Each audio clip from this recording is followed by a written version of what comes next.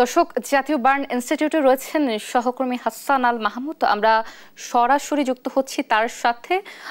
হাসান, আপনি নিশ্চয়ই আমাকে শুনতে পাচ্ছেন। হাসান, বার্ন ইনস্টিটিউটে চিকিৎসাধীন রোগীদের স্বাস্থ্যের বিষয়ে সর্বশেষ কি তথ্য রয়েছে আপনার কাছে, আমাদের জানাবেন।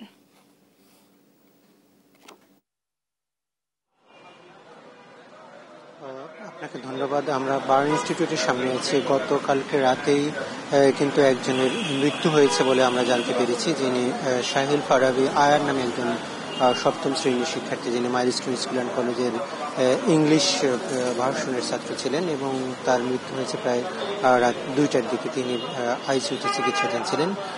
এর আগে আমরা খবর পেয়েছিলাম যে সবশেষ 34 জনের মৃত্যু হয়েছে। তার মৃত্যুকে সঙ্গে করে এখন পর্যন্ত এই ঘটনায় 35 জনের মৃত্যু নিশ্চিত করল স্বাস্থ্য বিভাগ।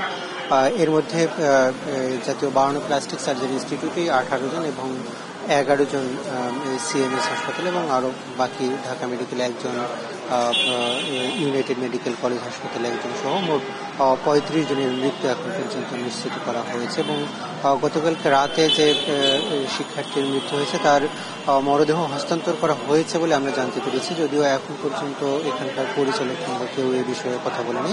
তবে তার মৃত্যু যে হয়েছে সেটি নিশ্চিত করেছেন এখানকার আবাসিক সার্জন যিনি আছেন, তিনি সেই বিষয়টি নিশ্চিত করেছেন। এবং বাকি এখন পর্যন্ত যে 34 জনের চিকিৎসা সেটি কিন্তু চলছে বলে এখানকার চিকিৎসকরা বলছেন। তারা সর্বোচ্চ চেষ্টা করছেন।